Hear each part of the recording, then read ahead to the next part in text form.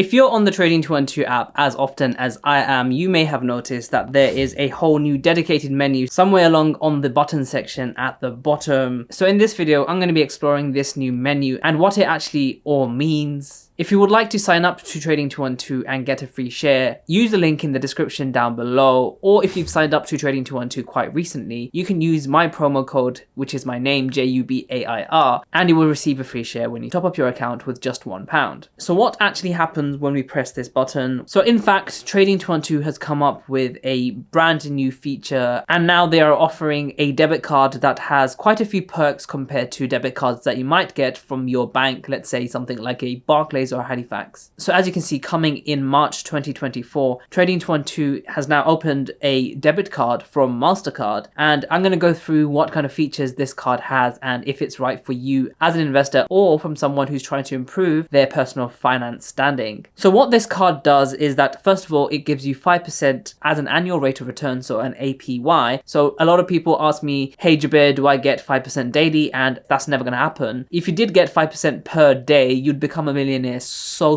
soon, because of course 5% compounded in a year is astronomically high. So yeah, not 5% per day, but 5% as an annual equivalent rate. It is worth mentioning that 5% is quite high and it's very attractive right at the moment, but we are expecting that the Bank of England is going to be reducing their central bank interest rate very soon, meaning that the 5% we are enjoying right now could be a whole lot less, and honestly, it is expected to decrease quite significantly. But it's not just from Trading212. Banks in general are going to be decreasing interest rates because we expect the interest rate to be dropping very soon. However, something very good about this debit card is that they apply a 0.5% cashback on your spending. This means if you have a shop in Asda or anything like that, you get back 0.5% as a cashback, which might not sound like a lot because on a £100 spend, it's only about 50p, but this could add up. The other thing is that they are offering 0.15% foreign exchange fee. So if you already have a card with something like a Barclays or a Halifax, you will know that if you go to spend your money abroad, you'll be faced by hefty foreign exchange fees, something around 1% quite easily. Trading212 is offering 0.15% for these transfers between, you know, the pound or whatever currency you're using. This is pretty good. 0.15% foreign exchange fee is quite low. However, I would say that something like Monzo has typically been a bit lower than that. So just based on cashback alone, I personally wouldn't be using a Trading212 debit card. I'm just being honest here. It also supports 13 major currencies, and best of all, of course, is that it is free and there's no monthly fees. Another thing to note is that ATM withdrawals are free for £400 per month. You can pull out without paying any sort of fees. If you want to pull out more than £400 per month, you are going to be paying a 1% fee, and unfortunately this is more akin to MasterCard. I know I have a debit card from Halifax, Barclays, Santander, all of those banks, and they won't charge me a fee for ATM withdrawals. So this bank is, in my opinion, more suitable for spending and occasionally going abroad. However, if you're pulling out lots of money, I don't think it is a very good option if you're going to be paying 1% fee after £400 of ATM withdrawals. So speaking of the 0.5% cashback that I was talking about before, this is capped at a maximum of £20 per month. And of course, if you do the math, £20 is a lot. From a £100 shopping, you'll get back 50 pence. £1,000 shopping, you'll get back £5. So that means you'll have to be spending more than £4,000 per month to actually hit that cap of £20 per month, which I think is very fair for the majority of people. So as you can see, here is a quick look into the user interface for the new card. And as you can see, you have your cash balance here. You have how much cashback you've earned this month, how much you've earned in total. And then just like Monzo or other apps, you can see your itemized billing. You can see what you purchased and where you've purchased it from. For example, Just Eat here spent in dollars. Of course, because this card supports so many different currencies, it is a good card to use abroad. Bear in mind there is a 0.15% foreign exchange fee. Like I said before, you might want to shop around if you're just using this card for an international card going holidays. Typically, I use something like a Monzo, and I'm not sure what their latest foreign exchange fees are, but they're definitely probably not zero at this point in time. If you're already familiar with the Trading212 currency conversion, you can do this on your debit card, and essentially you can change from different currencies. Here, for example, you can change from a Great British Pounds to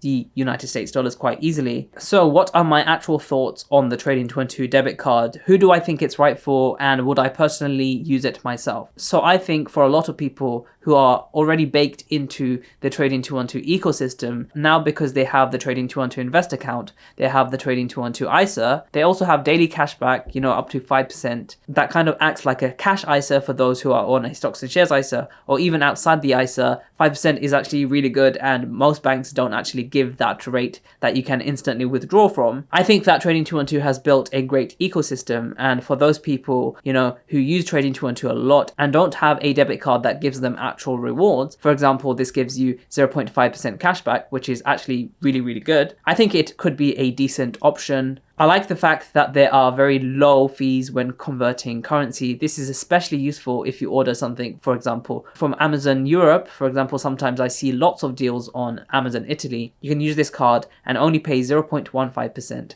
for the foreign exchange fee. However, I still do need to check out this card completely, because my biggest concern is how the account balance is managed. Is this shared with the actual Trading 212 Invest balance? And doesn't that incentivize people to actually spend their money instead of investing? So therefore, I would like to see how that is actually separated. Are the accounts completely separate? Because I think that personally, your money between what you spend and what you invest should definitely be separated. I would love to see how Trading 212 actually does this. But on the positive side, some people like everything in one place, so they would want their card, their balances all in one app, knowing what they spend, where their money goes. For those people, I think it is a great idea. Personally, there are two main reasons why I wouldn't use the Trading 212 debit card every single day. I really like the fact that it gives cashback, and that is a great thing. However, my main reason why I wouldn't be really using it is because I actually don't use any sort of debit cards. I only spend money with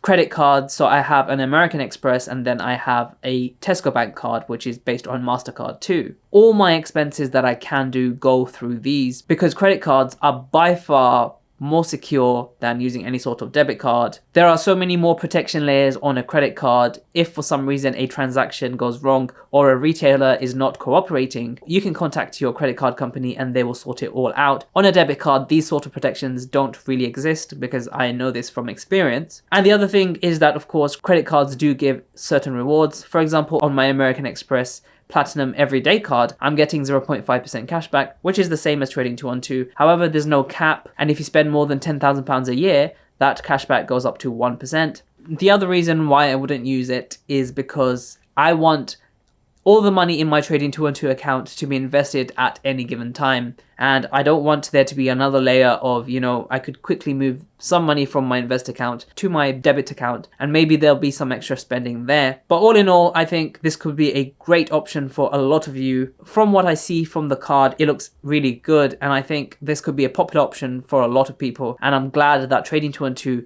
are offering more option to investors and savers in the United Kingdom. So make sure to check out some of my other videos, and I will see you in the next video.